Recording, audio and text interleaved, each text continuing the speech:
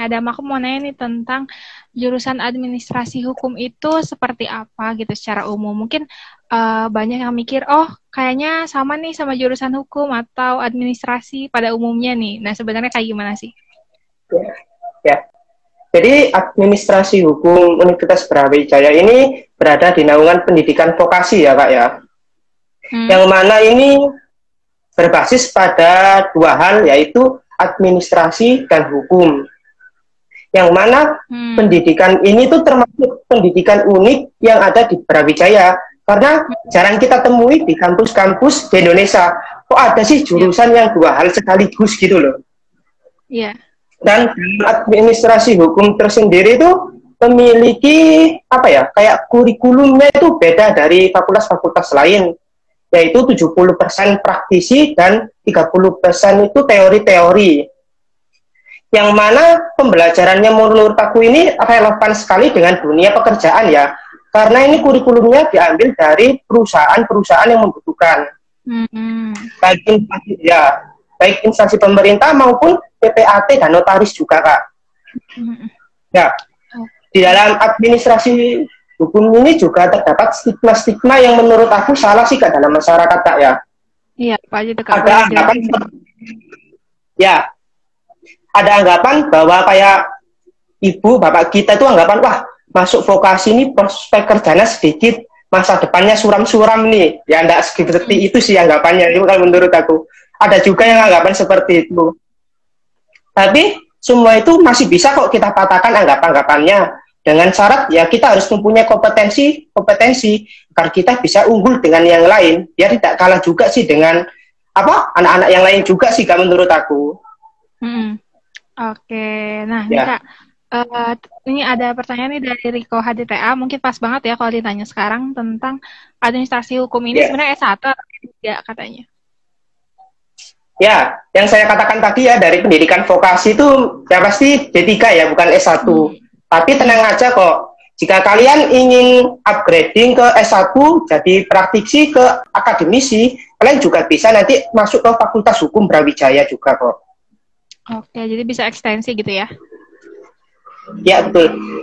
Oke, nah terus dulu kemarin ya, apa sih yang jadi alasan Adam pada akhirnya milih jurusan ini gitu? Ya, yang pertama sih saya dulu itu ingin masuk namanya Brawijaya ya Kak ya, namanya kampus top di Indonesia, salah satunya juga. Tapi mau dikata lagi, saya gagal Kak di waktu itu Kak. Waktu itu saya ambil psikologi sama sosiologi Brawijaya. Karena saya sendiri suka kayak bidang-bidang sosiologi, hukum, sejarah, dan psikologi, hal-hal yang berhubungan dengan humaniora itu saya lebih suka Kak daripada sains. Dan saya ketolak, akhirnya saya ingin namanya masih baru ya kayak lulus SMA harus kuliah ini, harus kuliah ini. Ada banyak cara, saya cari informasi, dan alhamdulillah ada 2 PTN yang waktu itu masih buka. Yang pertama UIN Maulana Malik Ibrahim sama D3 Vokasi Brawijaya ini ya Kak ya. Dan alhamdulillah waktu itu saya keterima 2 PTN sekaligus. Yang pertama itu di UIN jurusan psikologi, dan kedua di Vokasi Brawijaya. Karena saya punya anggapan gini Kak, di luar sana masih banyak anak psikologi, kok saya harus ikut psikologi juga gitu loh. Anggapan saya waktu itu sih. Jadi saya ambil beda, yang lain ya udahlah masuk administrasi hukum juga. Lagian ini jurusan kok unik juga, aku belum tahu juga, dan akhirnya alhamdulillah sampai sekarang saya masih tetap semangat di jurusan tersebut Kak. Oke, jadi kalau misalnya dari ceritanya Adam nih bisa diambil kalau banyak jalan gitu ya untuk menggapai sesuatu ya. Nah, semoga jadi motivasi juga nih untuk para camaba yang lagi nonton juga nih.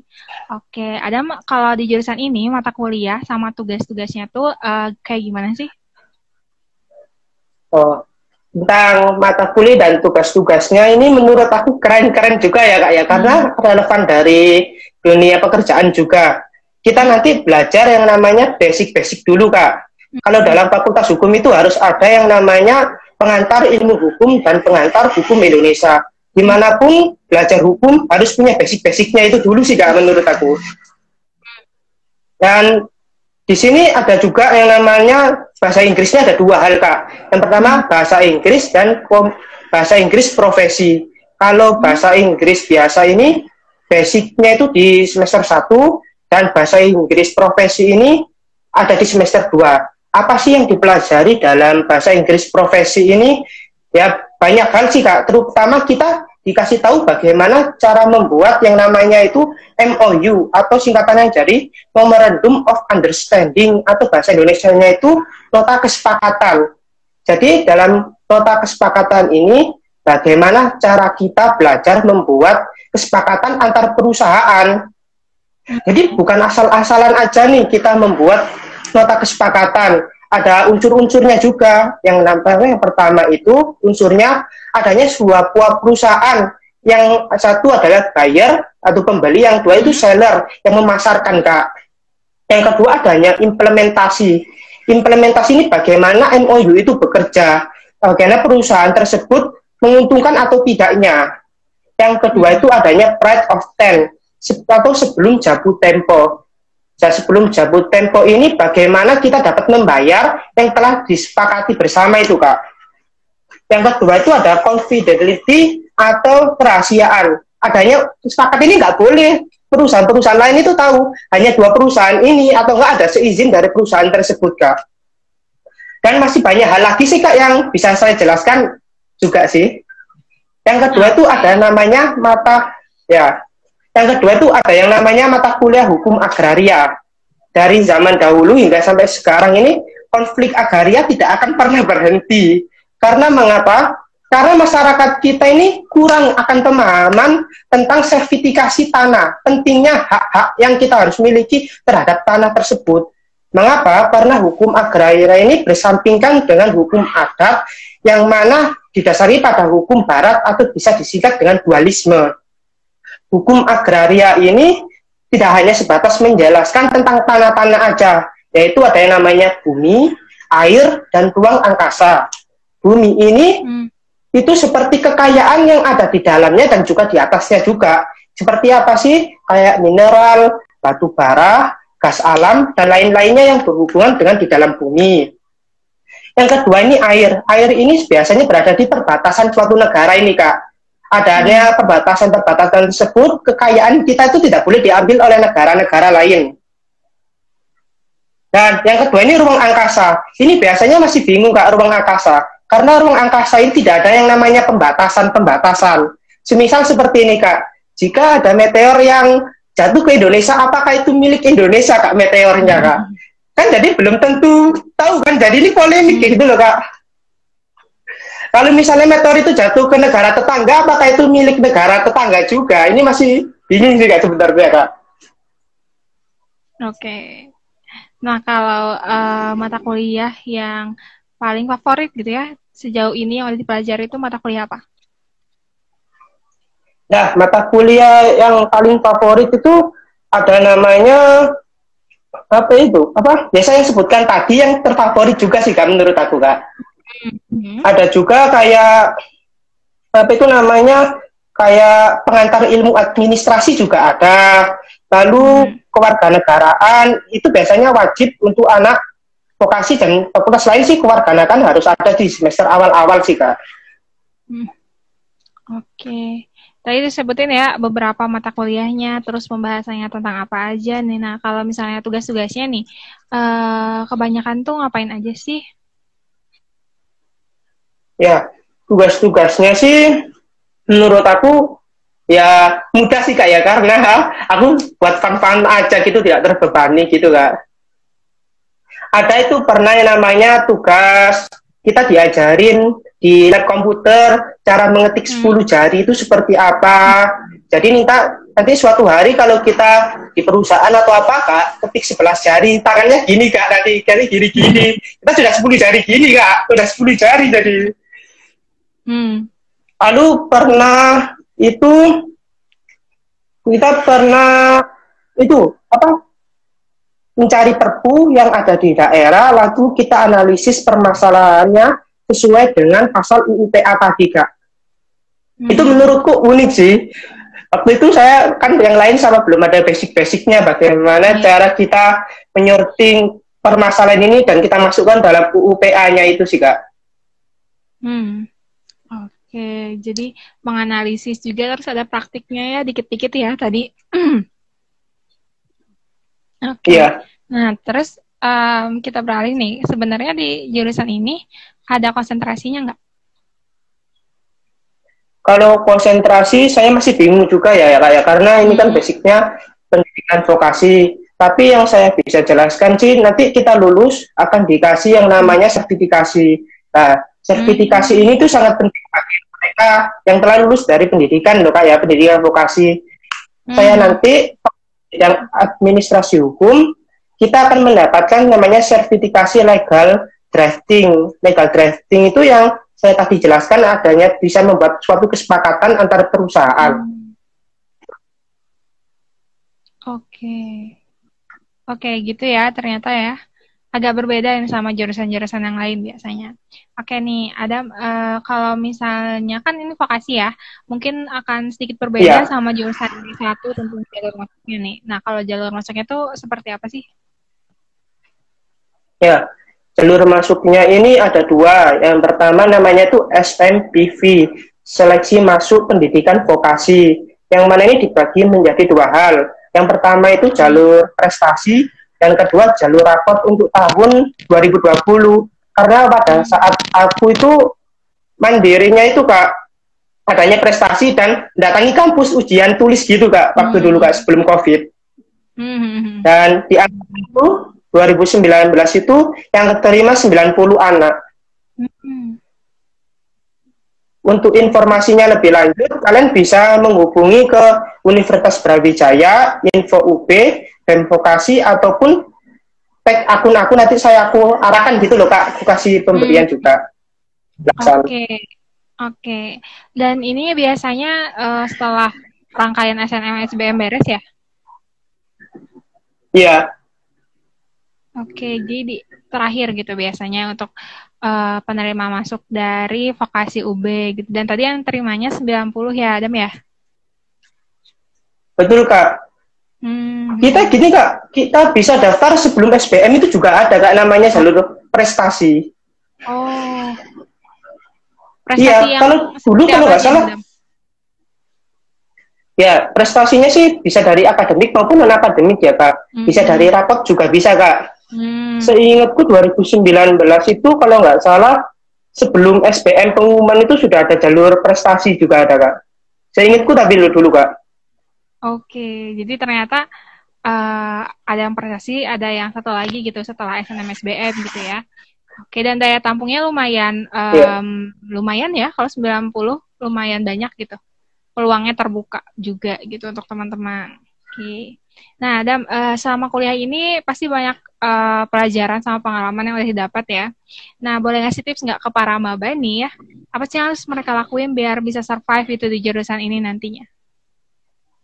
Ya, yang pertama sih semangat ini penting Kak, ini semangat ini Kak. Ya namanya mahasiswa nanti semester 5, semester 7 ini semangatnya ini mesti turun ini Kak. Ini mungkin semester-semester yang sulit dialami untuk mahasiswa.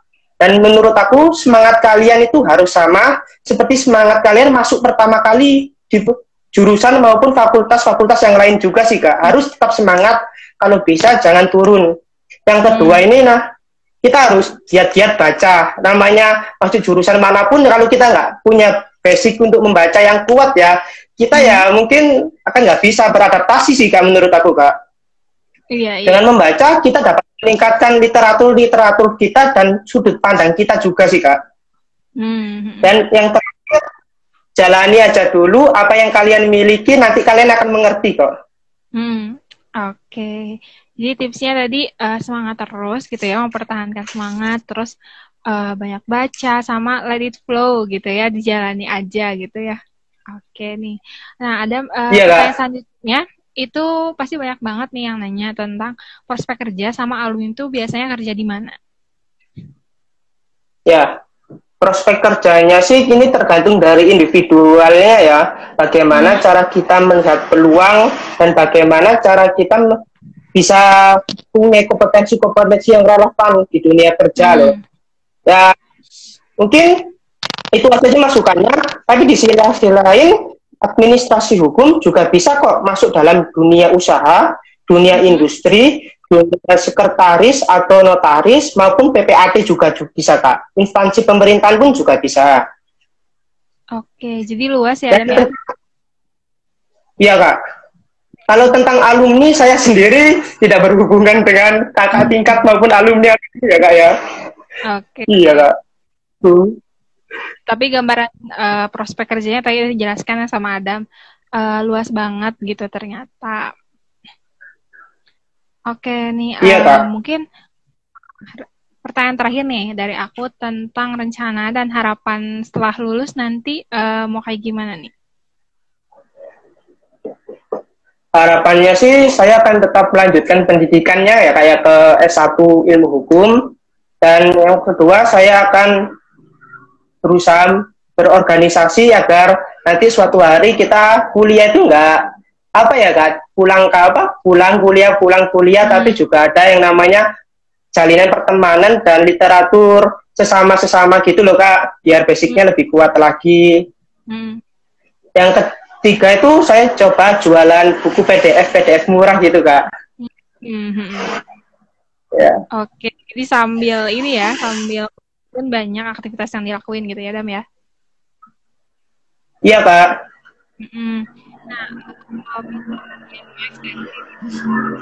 apa bisanya ke UB aja atau gimana nih kira-kira? Ya kalau itu sih setahu aku ya Kak ya bisanya ke UB sama ke UNER mungkin juga bisa Kak, Universitas Merdeka. Itu kalau ekstensi selama berapa lama? Setahun, berapa tahun? Ya tergantung kurikulumnya dulu loh Kak ya, dari S1 hukum itu kurikulumnya apa, sejalan dengan vokasi, itu kita lihat. Mungkin perkiraan aku sih kita kembali lagi ke semester 4 ya Kak ya, dari semester 7 kita udah lulus atau bisa kurang juga mungkin.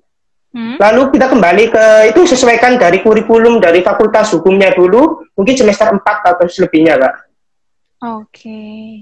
Oke Dam, sebelum kita menutup live kali ini mungkin ada closing statement atau informasi tambahan nih, boleh silakan. Ya, untuk statementku sih jangan menyesalkan apa yang kalian pilih, karena pilihan kalian masuk jurusan manapun itu adalah takdir yang diberikan oleh Tuhan sih, dan keputusan yang baik pada waktu itu dan hari itu, bahkan detik itu juga. Jadi bahagia, jangan usah disesalin, biar yang berlalu juga sih. Oke, jadi fokus ke menjalani hari ini gitu ya Dam ya? Iya. Oke, sekali lagi, aduh, sorry. Sekali lagi makasih Adam udah mau sharing dengan kita tentang perkuliahannya. Semoga lancar terus kuliahnya, sukses terus. Amin.